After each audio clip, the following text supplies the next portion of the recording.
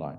Let us now move to the next speaker, who represents Thai Union, the leading canner of tuna and many other products, in fact, on the global level, a major player in the tuna sector. The presentation will be given by Darian McBain, who is the Global Director of Corporate Affairs and Sustainability of the company. So please, Darian, the floor is yours. Thank you, Ordnam, and thank you to INFOFISH for inviting me to speak today. Let me call up my presentation. And good morning, good afternoon, and good evening to you all. Okay, are you able to see my presentation? Yes, it's fine. Excellent. Let's get going then. So today I was asked to speak about how you integrate sustainability efforts with marketing. So this is quite a colourful presentation. I'll take you through what some of Thai Union's sustainability goals are, how we've used it with our different brands around the world for marketing, and then some challenges and opportunities that I think we all have coming towards us. So just briefly, Thai Union, I think the name sometimes confuses people. We obviously are a Thai headquartered company, but we operate very globally. So we have brands around the world. We supply to retailers and food service around the world, and we source all around the world. So it's very much a global strategy. We also trade in all sorts of seafood, but of course, what I will be speaking about today in particular is the work that we're doing on tuna. So our sustainability program is all wrapped up within our strategy called Sea Change, which is about changing seafood for good. And we introduced this program in 2016. At first, it was very much just about getting the technical aspects right. So the things that Tom was speaking about, that all of the other speakers have been referring to, of how we can make sure that the tuna supply is more sustainable. And to do that, we had overarching objectives, making sure that the seas are sustainable now for future generations, that our workers are safe, legally employed and empowered. Many people have referred to human rights at sea in particular. And now we're starting to look at how we can combat climate change and promote healthy diets through sustainable seafood. And I'll come back to that last one in particular and the opportunities that it presents. So within Sea Change, we have 4 pillars: safe and legal labor, responsible sourcing, responsible operations, and people and communities. Now today, I'm going to talk about 3 of these, but not about safe and legal labor. One, because Catherine Short will be speaking after me and very ably cover this topic. But 2, we don't really use safe and legal labor programs as a kind of marketing, particularly not to consumers. We consider it's what good practice or best practice should look like. It's not that we're creating marketing out of that. And certainly that's something for discussion as we go forward as an industry and how we look at it. We're also aligned with the UN Sustainable Development Goals. Obviously, Ambassador Peter Thompson mentioned SDG 14, everybody has mentioned that, but we also see that zero hunger, decent work and economic growth, and climate action are really important SDGs for us to be working on. So one of our key commitments that we introduced was our Tuna Commitment.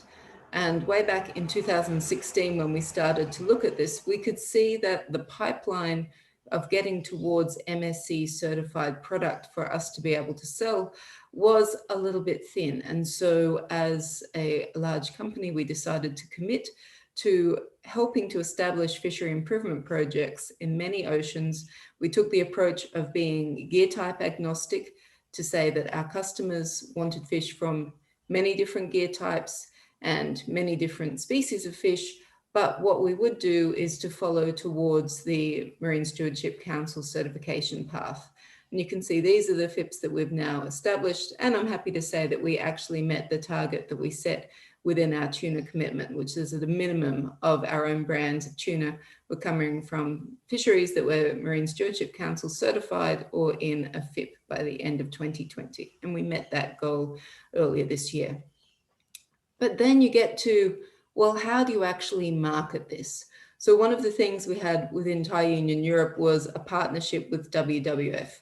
And you can see from this slide that there was a lot of technical work going on, whether it was about the FIPS, whether it was about traceability and vessel transparency. But that isn't necessarily so easy to communicate with partners once you start to look at it, or particularly with consumers. So one of the things that I thought was quite ingenious that our John West team did in the UK was create this fold-out leaflet, which is for communication in pack. So a lot of the time we think of communication on pack, and I'll give you some examples of on-pack communication after this. But this was a fold-out leaflet that allowed us to tell a slightly longer story about fishery improvement projects and why they're important and the journey towards MSC. And as you can see, we also got to mention our partner as part of this. And this is how it was presented to customers, consumers. So it was folded up and you could actually fold it out and read the story. And then there was a marketing aspect in that you got to have a discount off future products that you bought. And so I'll just show you a bit more detail about the partnership with WWF.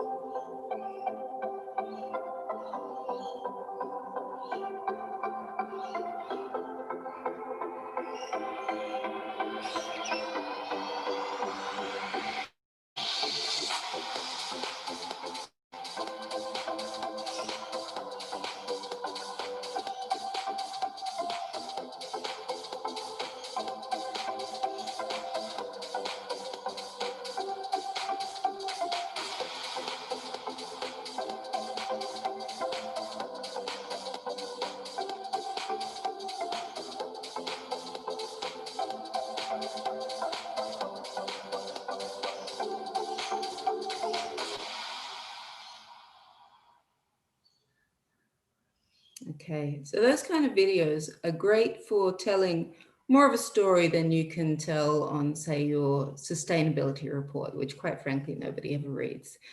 Mariblu is our brand in Italy, and they've had a long-standing relationship with Legambiente. So that is the most recognized environmental NGO in Italy. And they've actually done some amazing creative work through that partnership, but also through general marketing. So with Legambiente, they've done things like promoting a healthy Mediterranean diet.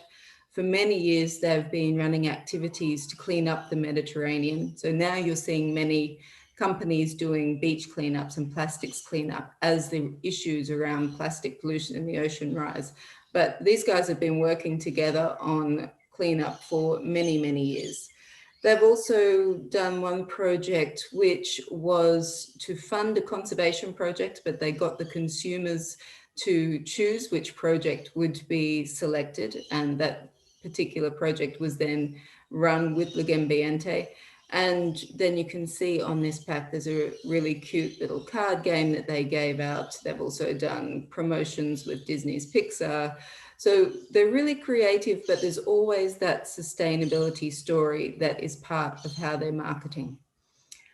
Here is our brand in France, Patina Via, with the MSC logo. Now, I'm not saying that this is different to what many of you are doing, but one of the great things about working with the MSC is that they also have their own marketing and outreach teams.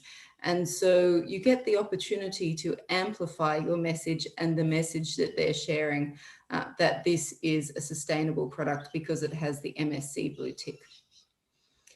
Traceability is also very important. And I think particularly during COVID-19, when people are concerned about provenance of food and safety of food, where it comes from, you can tell a lot of a great story using a traceability system. So all of our branded products have the ability to trace back using a code. We are looking at developing that into newer technology that you don't need to type into a code, but it's still been really key for talking about where your fish was caught, how it was processed, what kind of fish is in the can. And I think it's been an important evolution of marketing of tuna to really enhance traceability, but also transparency with our customers. Another activity that we engage in with many of our brands, this is Select, our brand in Thailand, is we sponsor different sporting teams. So this is an example of Select have been sponsoring volleyball championships in Thailand for several years now. It's a great way to engage with consumers because they see the brand associated with a healthy activity, a good competition. And so you can really reach out, you can have sponsorship at events, you can share products, and it gives you a great range of opportunities beyond what's happening in the store usually. Another program that we do, which particularly supports SDG 2 for Zero Hunger, is donation of food. I mean, as I'm sure you're all aware, canned tuna is one of the few forms of protein that's ready to eat in some kind of disaster or emergency situation. So for many years around our factories, particularly the factories in Thailand, we've been donating, say, to victims of floods or cyclones, any kind of weather events. We have a factory in Lyons, Georgia, in the US. So when some of the serious hurricanes have come through the US, we have a big donation program. And this year with COVID-19, again, that's been a great opportunity for us to make sure that our products are getting out there into the market, but in particular to those who need it. So this is an example from Chicken of the Sea in the United States, where we worked with America's Second Harvest and Convoy of Hope to distribute the canned tuna products. Another one, moving away from the product itself, is looking at ghost gear. So we joined the Global Ghost Gear Initiative a few years ago. And in particular, it was this statistic that really got me, which was that 70% of the weight of macroplastics in the ocean is fishing related. And I've seen various other studies since then that really do emphasize that it's abandoned, lost, discarding fishing gear, which is creating a lot of the problems in the oceans. And so that is definitely a challenge, but what it gives you is a great opportunity to tell a different story, particularly if you are then either preventing the abandoned, lost, discarding fishing gear, or if you are collecting it and turning it into something else. Now I'll show you a video, just a brief one, of a dive that we did in Thailand. Kuntirapong Chansiri, the CEO of Thai Union, is a keen diver. He participated in this dive. And again, it was a great activity to engage people in Thailand, in a particular market, on the things that Thai Union are doing on sustainability.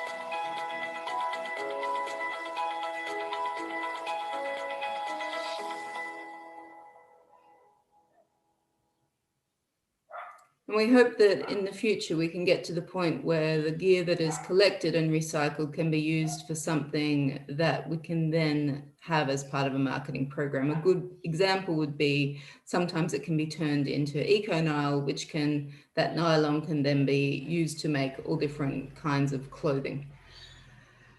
Another one, and this isn't really a marketing opportunity, but it certainly is an interesting opportunity that the tuna industry has, and this is with CBOS, so Seafood Business for Ocean Stewardship.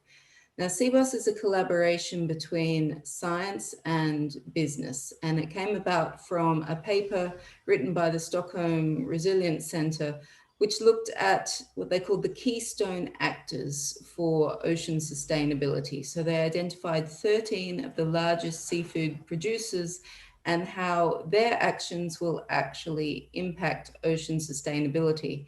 And what is quite amazing for academia is they went about setting it into practice. They gathered those companies together. There's now 10 of them.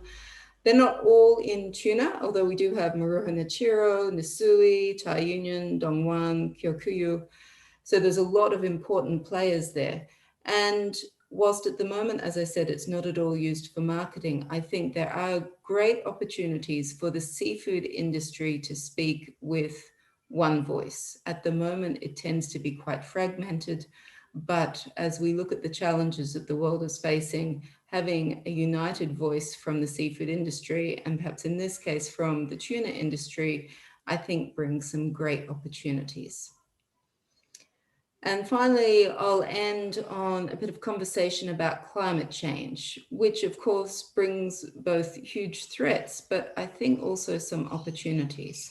So some statistics here, that the oceans cover 71% of the planet's surface, but they're also, a major carbon dioxide trap. But as the world's oceans warm, we have the migration of species, we have ocean acidification, and we are most likely going to feel some significant impacts from climate change. The high-level panel for a sustainable ocean economy, which I think has been already referred to today, released a report last year, which looked at how much the ocean economy can contribute to delivering greenhouse gas reductions. And I've included this graph because I thought it was quite amazing. So looking at a potential 21% of the greenhouse gas emission reduction that's needed by 2050, if we're following what was set with the Paris Agreement, 21% of all of that could come from ocean action.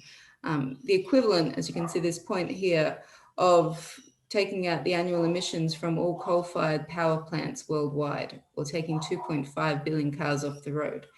Now, where we are in the seafood industry is the yellow bar in particular. So fisheries, aquaculture, and dietary shifts. So if people moved more to a seafood-based diet, there could actually be, a significant portion of reduction in greenhouse gas emissions. Some of the statistics, now these are just taken from some published papers that have been academically peer-reviewed, but we do have challenges in the seafood industry, particularly if any of you have looked at your Scope 3 emissions, well, certainly for a processor, there are Scope 3 emissions, the fuel used for vessels that are fishing, it can make up, around, we've got here 60 to 90%, certainly, I'd say 80% of Thai Union's carbon footprint is tied up in its supply chain, and a lot to do with the fuel that the vessels use.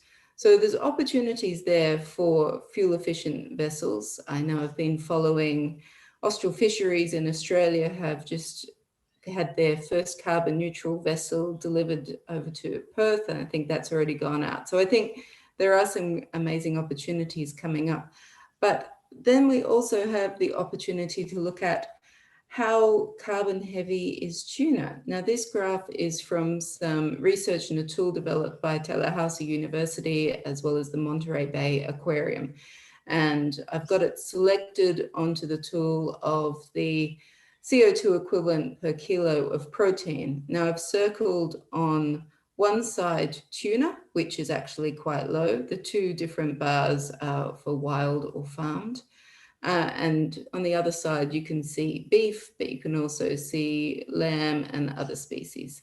So we do have an opportunity within this industry to talk about a lower carbon impact form of protein. But we also have diets coming out, such as the one that was promoted last year. In particular, the Lancet published the Planetary Health Diet to say that if we really want to reduce climate change, people need to move away from carbon-heavy meats and animal proteins, that they should be having 2 servings of fish per week, which is a great opportunity for us. And so when we look to marketing over perhaps the next 5 years, I believe that living in a carbon restricted world will give us an opportunity both to reduce the emissions associated with the tuna industry, but also to market tuna to consumers as both a healthy food, but also a low carbon food.